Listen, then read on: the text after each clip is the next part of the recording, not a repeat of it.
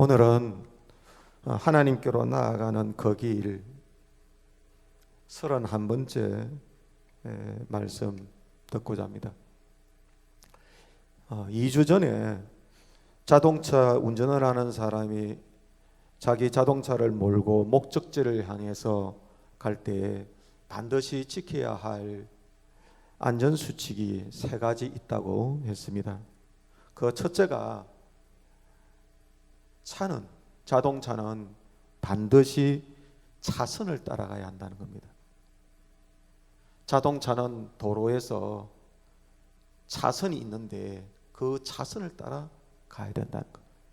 그 차선을 놓치면은 차선이 아닌 곳을 간다든지 차선이 없는 쪽을 가면은 가는 순간 사고로 이어진다고 했습니다.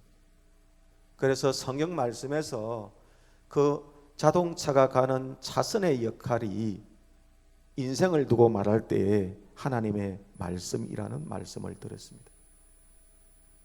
그래서 인생은 하나님의 나라에 도착할 때까지, 하나님의 나라에 이를 때까지 반드시 하나님의 말씀 따라 우리의 삶을 살아야 된다는 겁니다. 그 말씀의 율례와 법도를 따라 살아야 된다는 겁니다. 그렇지 않으면은 자동차가 그 차선을 따라 가지 아니하면은 그 차선을 이탈하는 순간 사고가 이어진다고 했으니까 인생도 하나님의 말씀의 율례와 그 법도를 떠나가서 살면은 당장은 사고로 나타나는 모습이 아니랄지라도 결국은 사고로 이어지는 그 삶을 볼 수 있게 된다는 겁니다. 두 번째로 자동차는 교통 신호를 따라 움직여야 됩니다. 교통 신호를 잘 지켜야 된다는 겁니다. 가야 할 때 가고 서야 할 때 서고 오른쪽으로 돌아야 할 때 오른쪽 돌고 왼쪽으로 가라고 하는 사인보드가 있으면 왼쪽으로 가야 합니다. 그리고 가다가 서서 유턴을 해야 하는 사인보드가 떴으면 유턴을 해야 합니다. 그걸 무시하고 교통신호를 무시하고 가고 싶은 대로 간다면 그것도 사고로 이어진다는 겁니다. 오른쪽으로 가야 할 때 오른쪽 가고 왼쪽으로 가야 할 때 왼쪽으로 가고 잠시 멈춰 서라 할 때 서야만 되는데 그걸 무시하고 오른쪽으로 가라는데 왼쪽으로 가고 왼쪽으로 가라 하는데 무시하고 오른쪽으로 간다든지 잠시 멈추어서 유턴을 해야 된다고 그렇게 사인보드가 떴는데도 막 질러 가버리면은 결국 사고로 이어지는 모습이 되는 것이지요. 성경 말씀 속에서 인생을 두고 교통 신호와 같은 그런 역할을 하는 게 무언가 예배라는 말씀을 드렸습니다. 성경은 하나님께서 예배를 통하여 우리를 만나 주시고 예배를 통하여 우리에게 이를 바를 말씀하시고 행할 바를 말씀하신다고 하셨습니다. 그래서 인생으로 사는 날 동안 예배가 있는 곳이 우리의 삶의 목적이 될 수 있어야만 하고 예배가 있는 곳이 우리의 삶의 방향이 될 수 있어야 된다는 것입니다. 세상 부귀영화가 우리의 삶의 목적이고 우리의 삶의 방향이 아니라는 것입니다. 세상에 있는 것이 우리의 삶의 목적이고 방향이 아니라 하나님께 있는 것이 우리의 삶의 목적이고 방향이 될 수 있어야 된다는 것입니다. 그래서 하나님은 예배를 통해서 우리를 만나주시고 우리에게 행할 바를 말씀하신다고 하셨으니 교통신호와 같이 예배가 있는 곳이 그리스도인의 삶의 방향과 목적이 되어야만 된다는 말씀을 드렸습니다. 그리고 끝으로 말씀을 드리면서 자동차는 도착할 때까지 안전운행이 될 수 있어야 된다는 말씀을 드렸습니다. 기분대로 운전해서는 안 되는 겁니다. 감정인대로 운전해도 안 되는 겁니다. 안전운행. 안전수칙을 지키면서 그렇게 운전을 해야 된다는 겁니다. 안전운행하는 중에 제일 중요한 것이 있습니다. 목적지에 도착할 때까지 졸지 말아야 된다는 겁니다. 아무리 운전을 잘해도, 아무리 좋은 차를 몰고 가도 졸면은 사고로 이어집니다. 항상 도착할 때까지 깨어 있어야 된다는 겁니다. 그래서 성경 말씀 속에 비춰지는 이 안전운행에 가장 중요한 깨어 있다는 것이 뭔가? 그리스도인의 삶의 기도라는 겁니다. 그래서 성경은 쉬지 말고 기도하라고 합니다. 무시로 성령 안에서 기도하라는 말씀을 합니다. 우리의 육신이 잠들어 있을 때도 하나님의 성령께서 우리를 위하여 간구하신다는 말씀을 하시고 있기 때문에 무시로 시간 없이 늘 항상 깨어있는 우리의 삶이 될 수 있어야 자동차 운전자가 목적지에 안전운행을 하는 중에 도착할 수 있는 것 같이 그리스도의 삶의 여정에서도 우리가 기도로 항상 깨어 있어야 하나님의 약속하신 그곳에 복되게 이를 수 있는 그 은혜와 축복이 주어진다는 것입니다. 이 말씀은 또한 이렇게 드릴 수도 있겠습니다.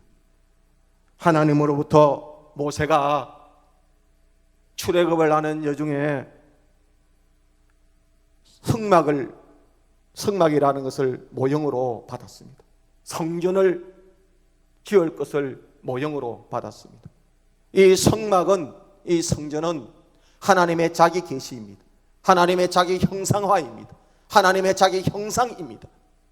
인류를 두고 인생을 두고 성경에서 말씀하고 있는 하나님의 자기 계시, 자기 형상화, 자기 현현은 만물에 있기도 하지만은 세 가지가 있다는 말씀을 드렸습니다. 그 첫째가 인간이라는 말씀을 드렸습니다. 그래서 인생을 보며 인간을 보면서 하나님을 보게 되는 것입니다. 하나님의 형상이, 하나님의 은혜가 그 안에 없으면은 인간을 보면서 하나님을 놓치고 잃어버리게 되는 것입니다. 두 번째로 성경에서는 하나님의 자기 형은, 자기 형상과 자기 계시가 성막이라는 말씀을 하십니다. 성전.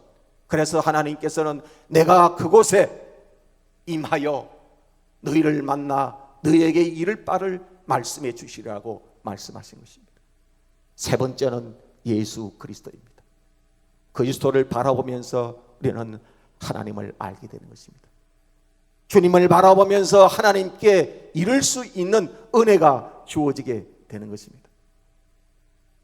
이 세 가지 중에 성막은 보이는 하나님의 자기 계시, 자기 현현으로서 우리의 인생 여정에 소중한 것을 알려주고 있는 것이 그 안에 담겨져 있습니다.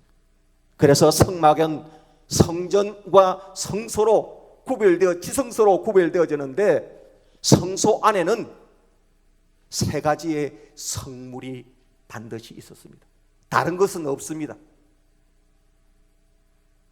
성막 안에는 지성소와 성소로 구분되어지면서 지성소에는 하나님의 법궤가 메셔져 있는 곳이고 성소에는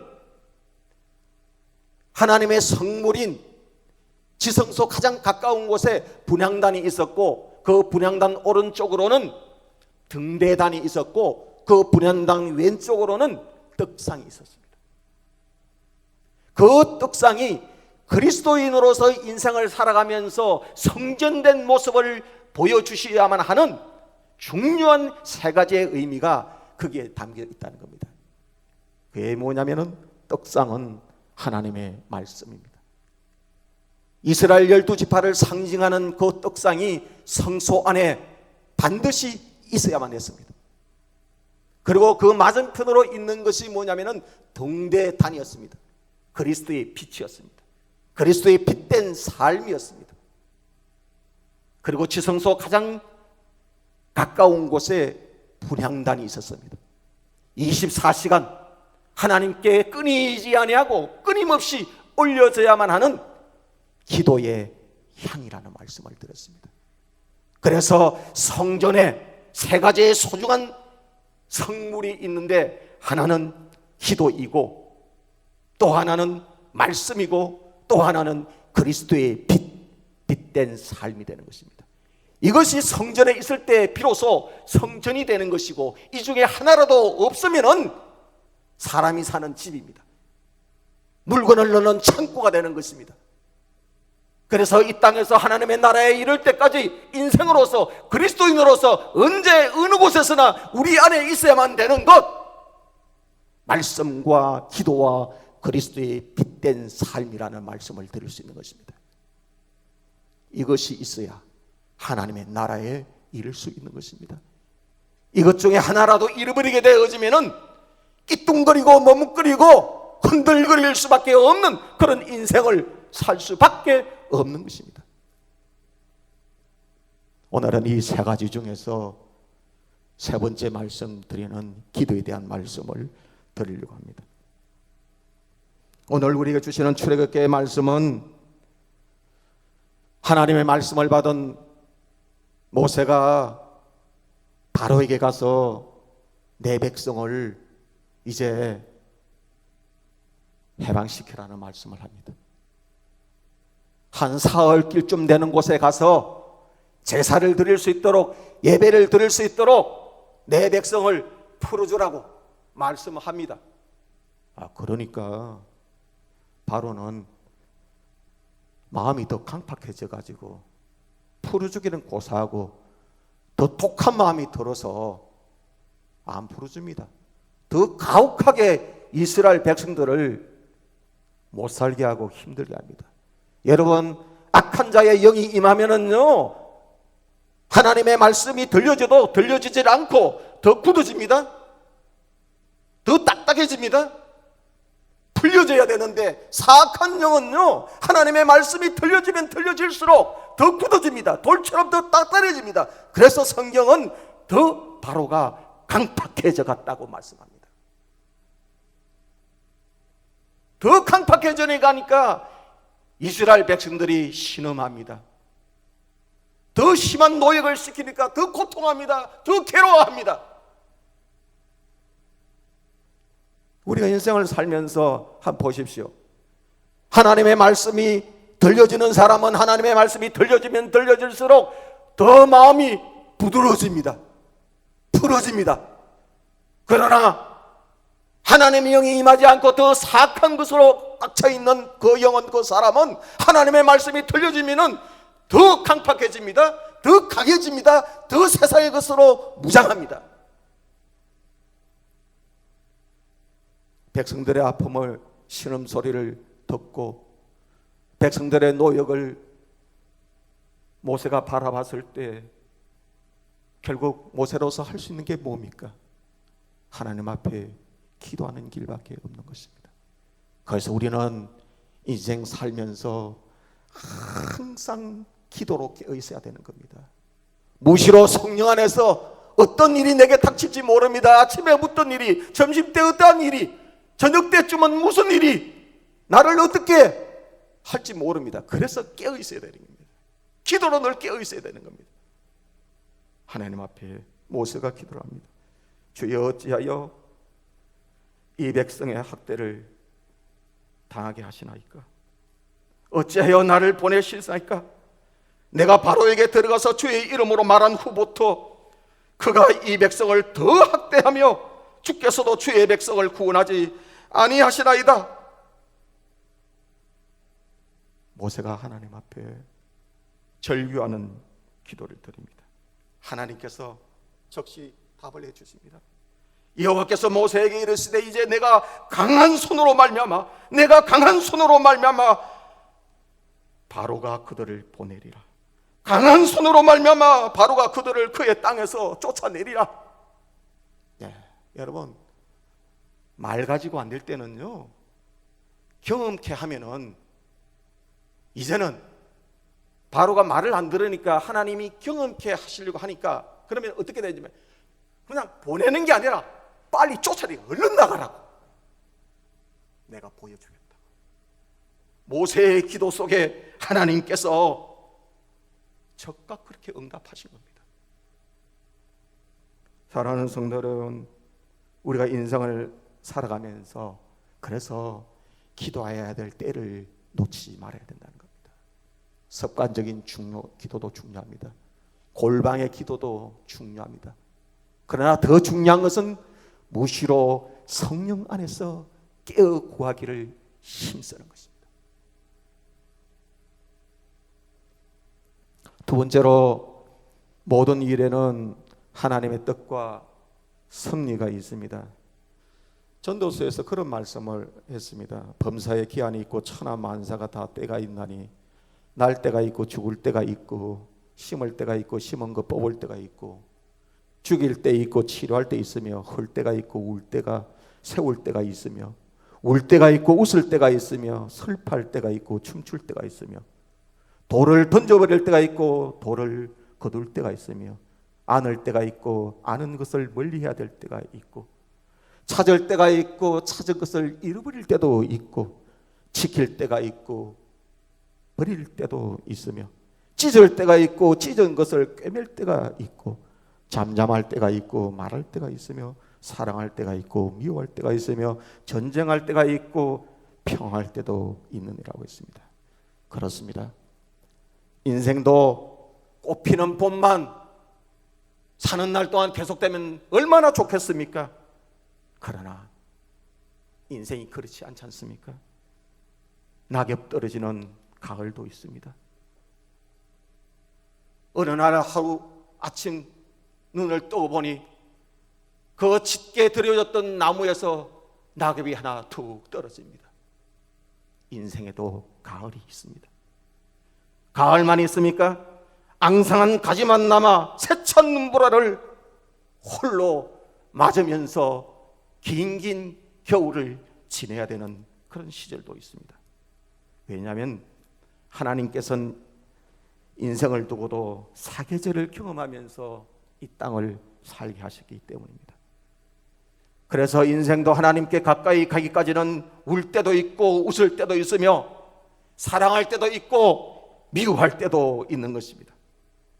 오늘 출애굽기의 6장 5절에서 7절 말씀을 보십시오. 이제 애굽 사람이 종으로 삼은 이스라엘 자손의 신음소리를 내가 듣고 나의 언약을 기억하노라. 그러므로 이스라엘 자손에게 말하기를, 나는 여호와라. 내가 애굽 사람의 무거운 짐 밑에서 너희를 빼내며 그들의 노역에서 너희를 건지며 편팔과 여러 큰 심판들로서 너희를 속량하여 너희를 내 백성으로 삼고 나는 너희의 하나님이 되리니, 나는 애굽 사람의 무거운 짐 밑에서 너희를 빼는 너희의 하나님 여호와인 줄 너희가 알리라. 무슨 말씀입니까? 400년 동안, 40년도 아니고 400년 동안 종살이 하였던 이스라엘 백성들을 이제는 하나님께서 직접 빼내주시겠다는 겁니다. 어떻게 빼내주신다는 말씀입니까? 강한 손과 큰 팔로, 그리고 큰 심판들로서 내가 애굽에 내리면서 바로가 그렇게 풀어주지 않고는 안 되게끔 내가 만들겠다는 겁니다. 그래서 이어지면서 나타난 징조와 심판이 뭡니까? 하나님께서 10가지 재앙을 내리십니다. 물이 피가 되게 하시기도 하고, 티끌이 이가 되게 하시기도 하고, 개구리가 온 땅을 덮기도 하고, 메뚜기가 덮기도 하고, 벼락이 치기도 하고, 우박이 내리기도 하고, 그래도 깨닫지를 못하는 겁니다. 마지막에 뭘 내리십니까?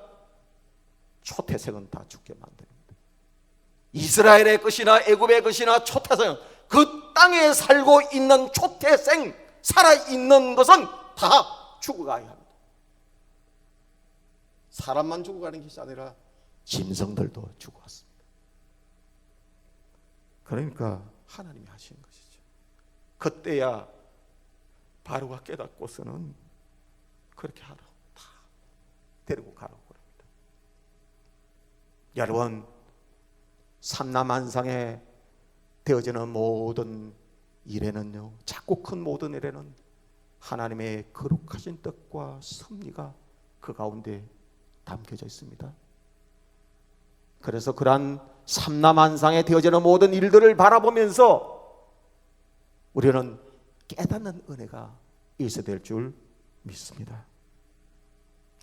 깨닫는 은혜가 있어야 하나님의 약속하신 그곳을 잃어버리지 않는 그런 삶을 살게 된다는 사실을 잊지 마셔야만 될 줄 믿습니다. 이 코로나 팬데믹 시대 속에서도 하나님께서는 우리에게 하신 말씀이 있습니다. 우리는 2021년이라는 세월을 보내고 있지만은 하나님께는 하루의 시간입니다. 시작도 없고 끝도 없는 한 시간 속에서 지나가고 있습니다. 지나간 역사 속에서 보면은 이란 전염병이 이 땅을 덮어갈 때 인생을 두고 인류를 두고 하나님께서 하신 말씀이 있습니다. 그 말씀을 듣고 깨달을 때, 돌아서고 돌이킬 때 이 땅을 향한 하나님의 심판은 멈추어지게 되는 것입니다. 우리는 인생을 살면서 하나님의 나라에 이를 때까지 이 세상에 임하는 작고 큰 심판들을 무심히 지나치거나 우연한 일로 여기서는 안 될 것입니다. 이 세상에 임하는 작고 큰 모든 장애는 반드시 하나님의 거룩하신 뜻과 섭리가 있다는 것을 꼭 믿으시고 그 깨달음의 은혜 속에서 주 앞에 다시 한 번 더 발걸음을 옮기는 것이 저와 여러분을 두고 이 땅의 삶을 이루가게 하시는 하나님의 거룩하신 뜻이 되어지라 믿습니다. 끝으로 우리는 하나님의 약속을 끝까지 믿어야만 하겠습니다. 오늘 말씀에 그러한 말씀을 해주십니다. 출애굽기 6장 8절에서 9절 말씀입니다. 내가 아브라함과 이삭과 야곱에게 주기로 맹세한 땅으로 너희를 인도하고 그 땅을 너희에게 주어 기업을 삼게 하리니 나는 여호와라 하셨다 하라. 모세가 이와 같이 이스라엘 자손에게 전하나 그들이 마음의 상함과 가역한 노역으로 말미암아 모세의 말을 듣지 아니하였더라. 하나님의 말씀은 내일 이 백성을 두고 이루실 그 역사를 말씀하시는데 백성들은 현실만 보고 있는 것입니다. 모세의 말을 듣고 행하면 행할수록 바로가 더 힘들게 하니까, 더 신음소리를 크게 하고 더 가혹한 노역으로 말미암아 고통을 더하게 하니까 백성들은 현실만 보고 있습니다. 그러니까 모세가 말을 하니까 백성이 잘 안 듣는 겁니다. 아무리 모세가 말을 하고 백성이 말을 안 들어도 하나님의 약속은 분명합니다. 이 백성을 두고 약속하신 약속은 새 땅에 이르게 하실 것이라는 겁니다. 여러분, 오늘 우리는 오늘을 바라보며 살 수밖에 없는 인생이지만은 내일의 약속 또한 잃어버리지 않는 삶이 되셔야만 될 줄 믿습니다. 오늘을 바라보며 살다 보면 내일을 잃어버립니다. 그러나 내일을 바라보며 살 수 있을 때 오늘도 견딜 수 있고 오늘도 극복할 수 있는 그런 삶이 되어지게 된다는 사실을 잊지 마셔야만 될 줄 믿습니다. 그래서 바울 사도는 이런 고백을 합니다. 나는 선한 싸움을 싸고 나의 달려갈 길을 마치고 끝까지 믿음을 지켰으니 이제후로는 나를 위하여 의의 면류관이 예비되었노라고. 그리고 이 의의 면류관은 내게만 약속되어진 것이 아니라 주의 나타나심을 사모하는 모든 자에게 도니라고 말씀하셨습니다. 올 한 해도 하나님께로 나아가는 그 길에서 하나님의 약속을 끝까지 잘 믿고 의심치 않는 그런 날마다의 삶이 되시기를 진심으로 축원합니다. 주보의 묵상의 말씀, 영적인 말씀이 있습니다. 올 한 해를 시작하면서 내게 주신 하나님의 말씀을 다시 한 번 더 이번 주간 지나가시는 중에 기록해 보시기를 바랍니다.